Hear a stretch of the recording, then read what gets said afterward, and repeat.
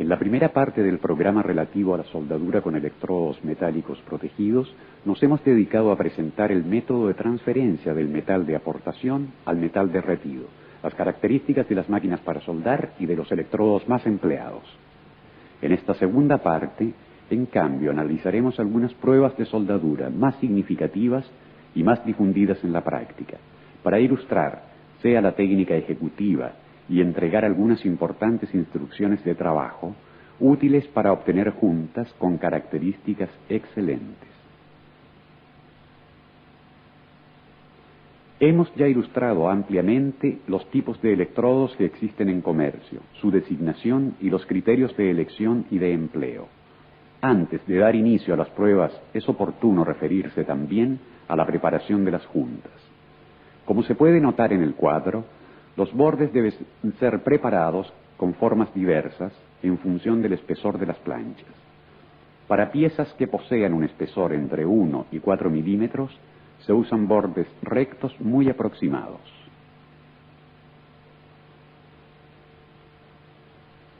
Los bordes deben ser rectos también para piezas que tienen un espesor de hasta 8 milímetros, pero en este caso, la distancia entre las orillas es mayor y en algunos casos, cuando es posible, se ejecuta también un cordón al reverso. En los bordes con espesores de 5 a 20 milímetros se efectúa casi siempre un chaflán con abertura de 60 grados, cono sin resalto. El cordón se efectúa con 2 o más pasadas de relleno. Para espesores de 15 a 40 milímetros se efectúa, en cambio, una preparación en X, y para espesores superiores a 20 milímetros, una preparación en U. En el cuadro, algunos valores se sobreponen. Esto significa que no hay reglas muy rígidas y que cada situación requiere una propia y específica valoración acerca de la preparación más idónea de los bordes. Entre las pruebas sobre acero común FE 410, material muy difundido en las fabricaciones, presentaremos la soldadura en plano, con una o más pasadas, la soldadura en ángulo, plano frontal, la soldadura vertical ascendente, la soldadura vertical descendente y la soldadura de una tubería. En la primera experiencia se utiliza un electrodo metálico protegido de rutilo y diámetro de 2,5 milímetros. El material base está constituido, como se ha dicho, de fierro 410 con 5 milímetros de espesor. Los bordes tienen chaflán con ángulo de 60 grados.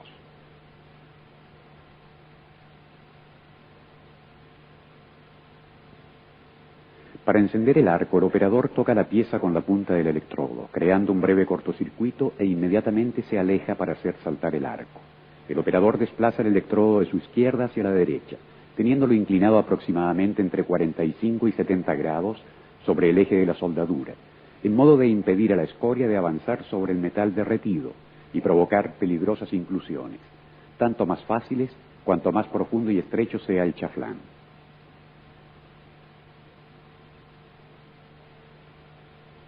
Para evitar inclusiones de escoria, basta inclinar un poco más el electrodo y alargar el arco por algunos instantes. La corriente de soldadura utilizada es de 80 amperios. Antes de cambiar el electrodo y reiniciar el trabajo sobre una superficie metálica bien pulida, el operador remueve la escoria misma del depósito precedente. Para reencender el arco, el soldador toca con la punta del electrodo la pieza, con un movimiento tangencial y luego se aleja.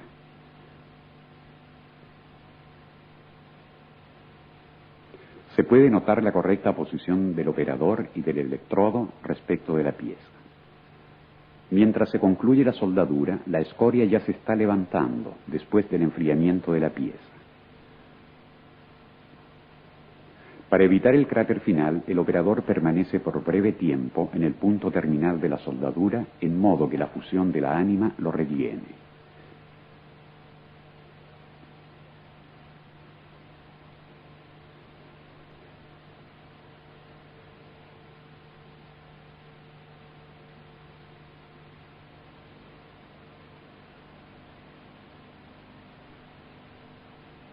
Espesores superiores a 5 milímetros requieren más pasadas para completar el chaflán, con la técnica de pasadas anchas o estrechas, a elección del operador.